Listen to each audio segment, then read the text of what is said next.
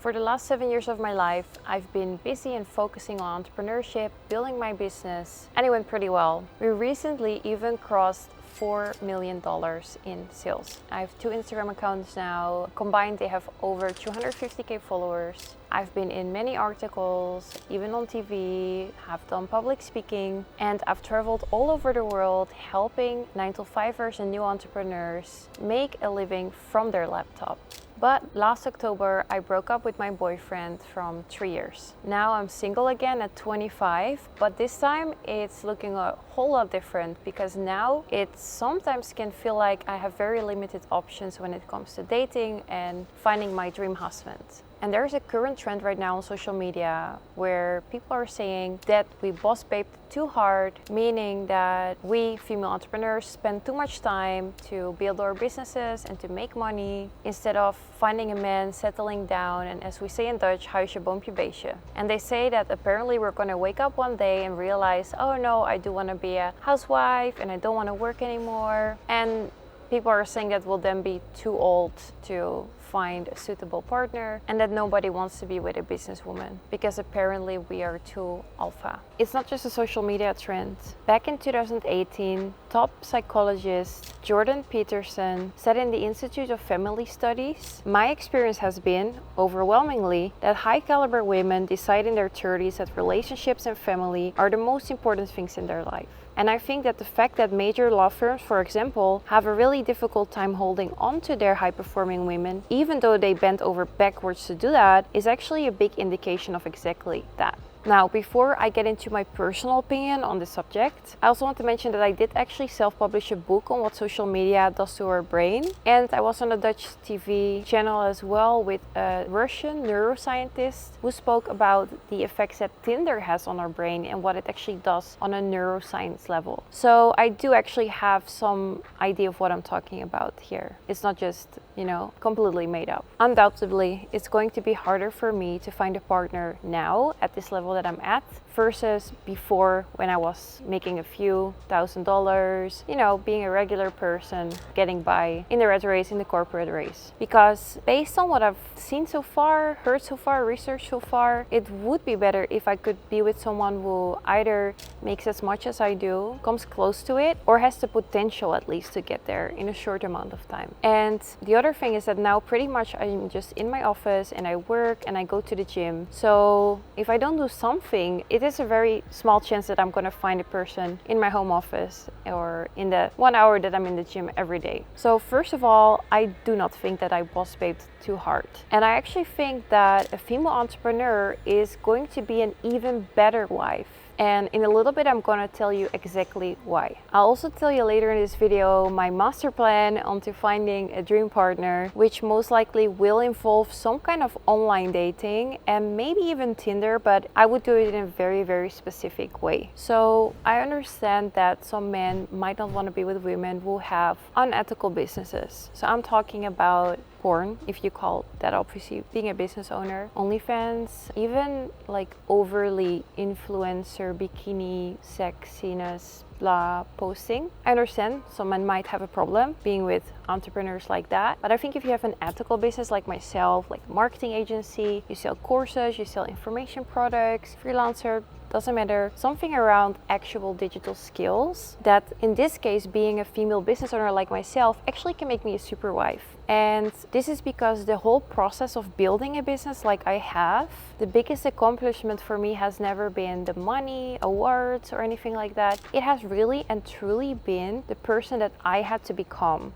to get this amount of success. The amount of personal development I had to do, the amount of reflecting, the amount of looking into myself and really developing every element of myself to get to where I am today. That was the biggest success anyways out of my entrepreneurship. I had to develop patience, discipline, consistency, loyalty, decisiveness, so many skills that are going to be amazing skills in a wife and in a mom as well. Now, whether you're religious or not, I believe, by the way, in that there's something, but for me, it doesn't matter what their name is. So I pray to someone or I manifest to someone, whether it's the universe, one God, Allah, two gods, doesn't matter. I believe there's something, that there's a creator, and I talk to them and I respect all religions. But I found a really cool verse in the Christian Bible, which actually describes that a good wife is a female entrepreneur. And for me, it's not necessarily that now I've decided to completely quit my business, that I want to just be a Pilates trophy wife or whatever, or traditional wife. That's not it. But of course, I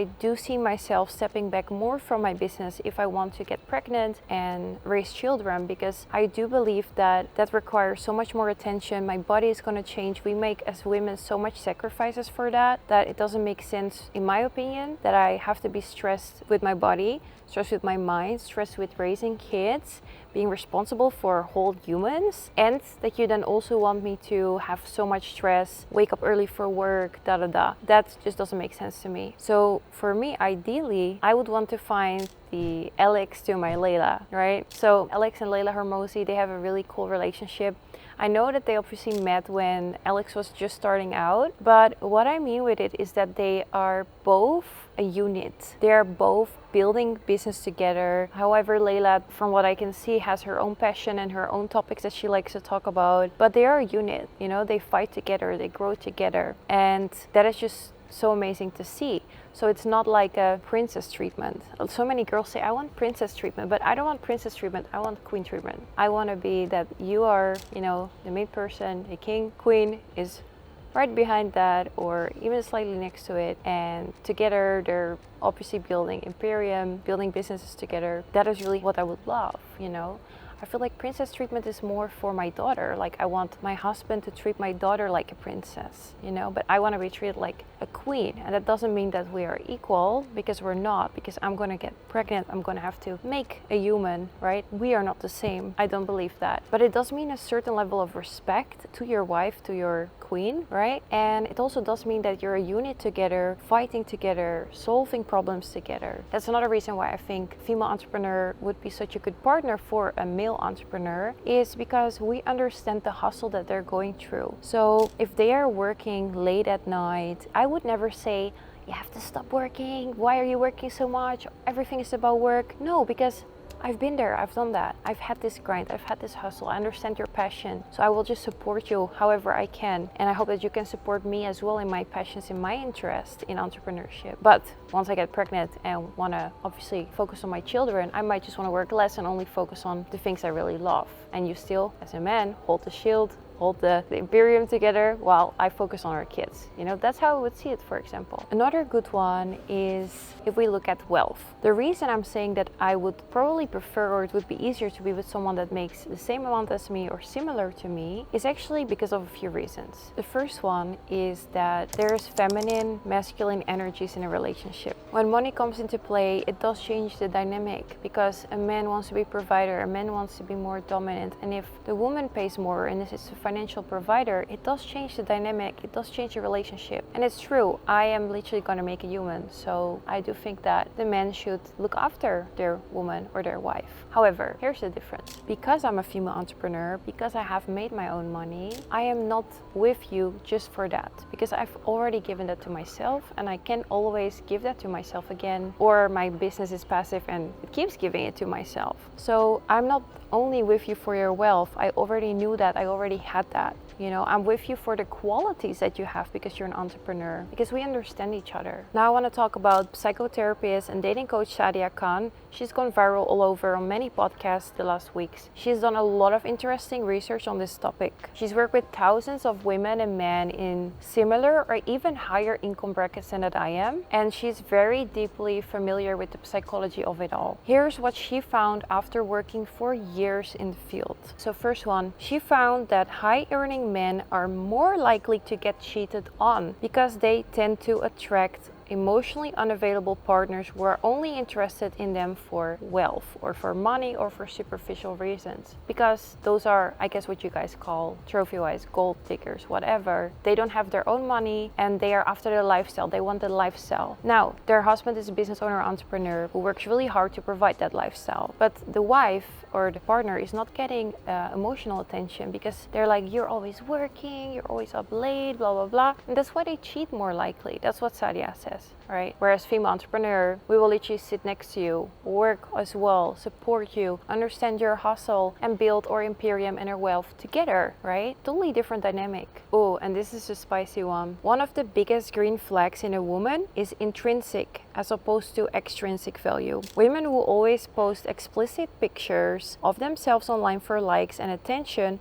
are never satisfied by their man alone. Instead, a good woman values family relationships, providing to her community, and being of service to their partner. Needing lots of attention and praise is a sign of a broke woman. This is what I mean again with, female entrepreneur. We don't necessarily need likes. My business is not around likes. So it depends what type of female entrepreneur. I don't need likes. I don't need followers. I don't post sexy pictures. It's totally different. Now, this one as well is so good. Ultimately, the biggest cause for 70% of modern relationships failing after a year is because we're now brought up as a mini narcissist who have the illusion of unlimited choice. So good. We think whenever someone doesn't perfectly live up to our ideal version, we can just leave them and find someone way better just one swipe away. Women especially suffer from this. This is where the neuroscientist comes in, okay, about Tinder. This is also why I don't like Tinder in one way, because we do feel like we have endless choices, right? Which is a really big problem. Back in the day, when we didn't have social media, we had just some stupid stuff like email and MSN, but not like at our fingertips that easily. You would go to a bar, cafe, place. You would look around. Maybe there's 5 people. Okay, out of those 5 people, you already have a physical preference. It's just your natural instinct or what you like. Let's say it's 2 people. You walk up to these 2 people, you talk to them. One of them is very interesting. Now you're going to spend your whole night investing time into that person, getting to know them, and that could obviously lead to being your future partner. But now we're not looking at a pool of 5 people in a physical place. We can go online and we can find millions of people at our fingertips, really giving us the impression that, swipe, I just matched with this person. You still keep swiping. But if you spoke to that guy in the bar, do you say, wait, let me go to another bar and try to find someone better? No, wait, I'm gonna go to another bar to try to find someone nicer. No, we don't, right, in real life, but online we do. So you match with someone who could be a match, that's what it means. However, now instead of committing to that person, as in like texting with them, getting to know them, you are literally just going on to the next one, trying to find the next best thing. And now you're not spending time and getting to know people in depth. And now we're never forming real relationships in this way. Right? Which is so crazy. That's what Tinder does. Then the whole way that it's built with the with the matching, you want to be matched because it gives you a feel good. Oh, that person liked me. That person thought I was interesting. That person thinks I'm hot. So we want this endorphin. That's also why we keep swiping, because we want to see who else matched with me. And this makes it addictive, just like getting likes and followers, because it releases endorphins, it releases feel-good hormones, and it triggers our pleasure center in our brain. So Tinder is fucking up our brain, especially if you do not self-control and if you do not understand the harm and the effects that it has on yourself. I understand them now, so that's why if I'm gonna do Tinder, I'm gonna do it so different. My whole plan, if I go on Tinder again, is first of all, I would never ever post bikini or sexy pictures.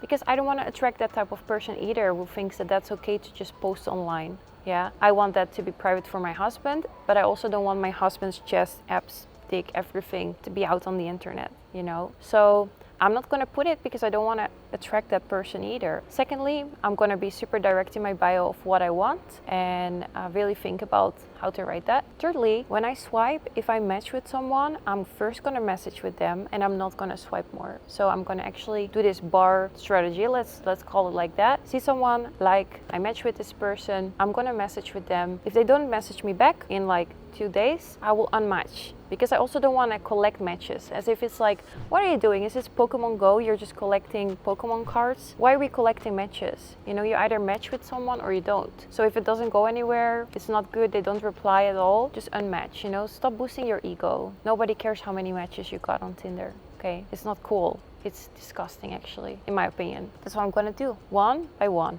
And if I match with someone, spend time, make effort. If it doesn't work out, unmatch, go to the next person. Okay, now let's go into a little neuroscience as well. Vasily Klitscherev, the neuroscientist that I was on Dutch television with in a panel discussion, he found some really interesting stuff. The number one thing that most people are searching for on Tinder is someone good looking. The number two thing is wealth. These are also the two things that Sadia specifically said were not good values for relationships. Another one, changing the number of female profile photos from 1 to 3 photos increased match rate by 37%. Changing the number of male profile photos from 1 to 3 increased match rate 464%. Meaning that guys didn't really care that much that girls had more pictures, whereas for women apparently having more than one picture is super important if you want to get matched as a guy. Vasily referenced a study that showed attractive people on average earn 10 to 15% higher salaries than their coworkers. He also said that we tend to perceive attractive people as smarter and more competent. Interesting. A certain part of our brain, the pleasure center, gets activated when looking at an attractive person or image. A study done by James Olds and Peter Malner in the 1950s found that when a rat could press a button to activate this part of their brain, the pleasure center, it will press it until it dies. It will never stop. It will always keep triggering the pleasure center, which is what likes do, which is what matches on Tinder do. The crazy thing is that we already knew that we get dopamine hits from likes, right? Or followers on social media. On Tinder, apparently, if you match with someone, the dopamine spike is even higher because of the thrill of not knowing at first whether you're gonna match with them or not. So it makes it even more addictive. Now, as you also know, on Tinder and dating apps, you can link your social media profiles. In the study, actually, they showed a picture with 5 likes and the same picture later on with 150 likes or 500 likes. Obviously the one with more likes always was perceived as the most attractive picture or person. So even social media attached to dating profiles influences the way you are perceived, which is for me again something I don't want. So I might even date under a different name. I will not link my stuff. I will not say what I do because I want them to get to know me for my values, my morals, what's important to me. Like, they don't have to be wealthy necessarily or make a lot of money, but I do want to be with a business owner because we have the same values and we align better. This brings us back to some of the points that Sadia actually mentioned earlier, that people who value looks, money, likes and attention are often way less happy people who also tend to break up with their partner way more easily. And this is exactly what social media and Tinder are now a deadly combination for. So it's not helping anyone in this way. Now, I already told you a little bit about what I would do on Tinder, and I could highly recommend the same to you. Be conscious with it, you know, really think about what you're gonna put out there in your profile is what you're gonna attract, right? Be very clear in what you want and what you don't want. And of course, I would prefer not to link social media. Make sure that they get to know you for you and not for how many likes or followers you have. Don't let that influence their pleasure center. And to protect your own brain and your own addictiveness to Tinder, make sure that when you match with someone, you actually spend time getting to know them instead of just collecting matches like Pokemon cards. So for me, I might try dating apps, but one thing I know for sure is that it's gonna be a whole lot different this time for me, being a female business owner. However, I think it's a superpower and I think the right person will recognize and see that. And same for me too. My dream husband, you know, I will recognize, appreciate his hustle and want to form a unit with him to take on this world together and make an amazing family one day. I'm even considering maybe to sign up to matchmaking agencies because I do know what I want and I don't have time. Plus I don't want to affect my brain with doing the swiping myself, so I might hire someone for it eventually. If you have any suggestions for that, let me know in the comments. Curious on your thoughts for sure. And yeah, ultimately I would still look for someone making similar amount or potential to do the similar amount, so has enough ambition to do that, just because of values and morals, not for superficial reasons, mostly as well for the feminine and masculine dynamic that I'm looking for, and so that I can be more instead of having to do more, but for that to happen, I need a partner who is gonna lead. And this isn't just my personal opinion, I also have some research for this. So a study in Yukon revealed that both men and women are more likely to cheat on their spouses the more economically dependent they are on them. The findings indicated that people like feeling relatively equal in their relationships. That's important. According to Munch, in an average year, there is about 5% chance that women who are completely economically dependent on their husbands will cheat, whereas there's about 15% chance that men who are entirely economically dependent on their wives will have an affair. So 3 times as much, right? That says a lot. So yeah, I'm really curious what you guys think. Did I boss babe too hard? Does anyone boss babe too hard? What's your opinion on dating apps, social media, likes, what it does to our brain? And yeah, super curious to hear. And I hope to see you guys in the next video.